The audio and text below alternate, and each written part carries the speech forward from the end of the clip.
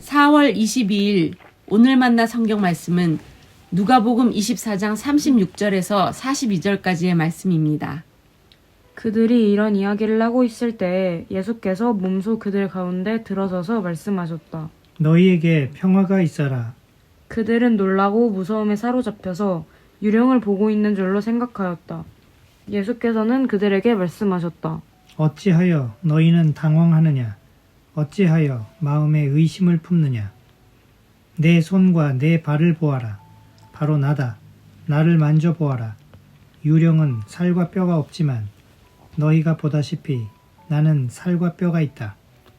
이렇게 말씀하시고 그는 손과 발을 그들에게 보이셨다. 그들은 너무 기뻐서 아직도 믿지 못하고 놀라워하고 있는데 예수께서 그들에게 말씀하셨다. 여기에 먹을 것이 좀 있느냐? 그래서 그들이 예수께 구운 물고기 한 토막을 드렸다. 아멘. 오늘 만나주시는 하나님을 기대합니다. 우리 예수님 부활하셨습니다. 혼돈과 어둠의 권세를 깨치고 다시 사셨습니다. 모든 것이 끝났다며 낙심하고 좌절하는 이들에게 희망의 새 시대를 열어주셨습니다. 주 예수님만이 우리의 산 소망이십니다. 우리 주 예수님께서 성도님들은 물론 지난주일 부활절 연합 예배를 함께 드린 높은 뜻 우신교회 성도님들에게도 부활 권능으로 함께 하시길 축원합니다. 사랑하는 성도 여러분, 저는 여러 성도님들과 함께 종교개혁지를 탐방하고 있습니다. 주님께서는 유럽의 암흑시대에 개혁가들을 통해 빛을 비추어 주셨습니다. 동일하신 주님께서 우리 대한민국과 한국교회에도 진리의 빛을 환히 비춰 주시기를 간구합니다. 성도님들과 함께 귀한 깨달음을 얻고 귀국하도록 기도해 주시면 감사하겠습니다. 예수님께서 처형당하신 후 엠마오 마을로 힘없이 내려가던 두 제자가 부활하신 예수님을 만났습니다. 부활의 기쁜 소식을 제자들에게 전하기 위해 가던 길을 즉시 돌이켜 예루살렘으로 되돌아갔습니다. 제자들은 예수님께서 처형당하신 후 줄곧 두려움 가운데 모여 있었습니다. 요한복음에 의하면 문을 철저하게 봉쇄했을 정도 아닙니까?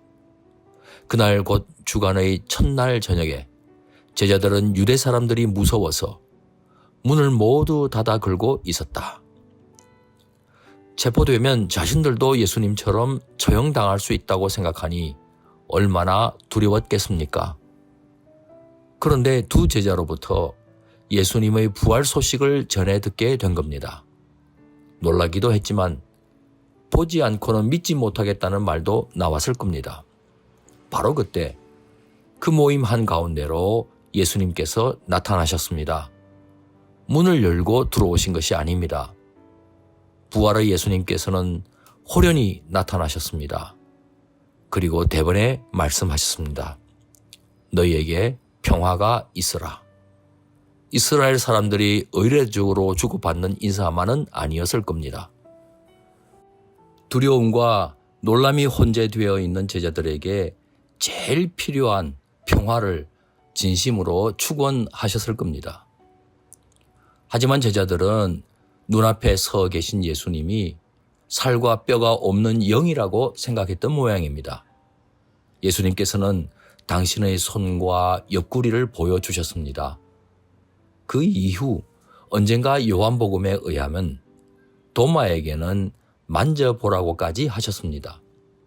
당신은 영이 아니라 만질 수 있는 몸을 갖고 계시다는 것을 경험케 하시려는 것입니다. 몸이 부활하셨다는 뜻입니다. 예수님의 부활은 당시에 만연해 있는 헬라 철학의 영혼 불멸설과는 전혀 다른 실제임을 보여주신 셈입니다. 그런데 그 몸은 고난당하신 몸입니다. 등은 채찍에 맞아 상처가 깊습니다. 옆구리는 창에 찔린 자국이 있습니다. 고난의 흔적들이 그대로 남아있는 몸입니다. 예수님의 부활은 고난의 죽음과 아무 상관없이 발생한 가상세계의 초현실적인 기적이 아닙니다.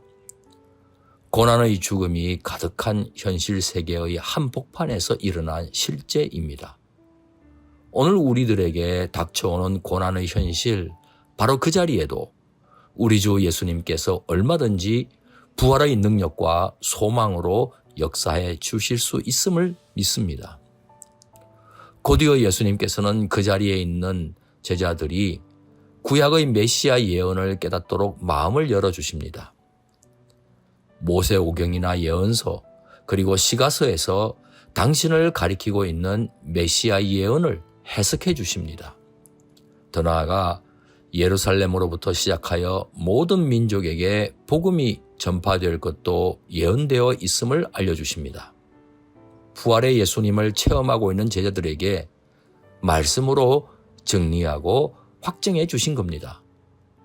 사실 경험이나 사건을 하나님의 입에서 나오는 말씀으로 확인받게 되면 우리의 믿음은 확실히 더 견고하게 될 줄 믿습니다. 예수님께서는 제자들에게 이 모든 일의 증인이 되라는 지상명령을 주시면서 성령의 능력으로 입혀질 때까지 예루살렘에 머무를 것을 당부하십니다. 예수님께서는 당신의 고난과 죽음의 장소인 예루살렘을 생명과 구원의 장소로 바꾸어 놓고 제자들로 하여금 성령의 권능으로 충만한 증인으로 변화시켜 주기를 원하십니다. 사랑하는 성도 여러분, 예수님이 없다면 선교지입니다. 예수님이 있는 우리 모두는 예수님의 지상명령을 받고 있는 선교사입니다. 예수님께서 다시 사셨다는 사실은 두려움과 의심에서 종종 헤어날 수 없는 우리들에게도 평강과 믿음 그리고 소망을 주십니다. 부활 예수님은 지금도 우리와 함께하고 계십니다. 예수 그리스도 안에서는 죽어도 죽는 것이 아니라 잠드는 것뿐이며 부활의 첫 열매이신 예수님처럼 우리도 깨어나 부활하게 될 것입니다. 우리 또한 부활의 담대한 증인으로 부름받고 있습니다. 성령의 능력을 힘입어 복음의 증인답게 살면서 복음을 증거하는 높은 더 성도님 되시길 소망합니다. 기도하시겠습니다. 전능하신 하나님 아버지, 부활하신 예수 그리스도 안에서 모든 사망 권세를 이겨나갈 수 있는 소망을 갖게 해주셔서 감사를 드립니다. 부활의 증인으로 살아갈 수 있도록 성령의 권능을 부어 주옵소서.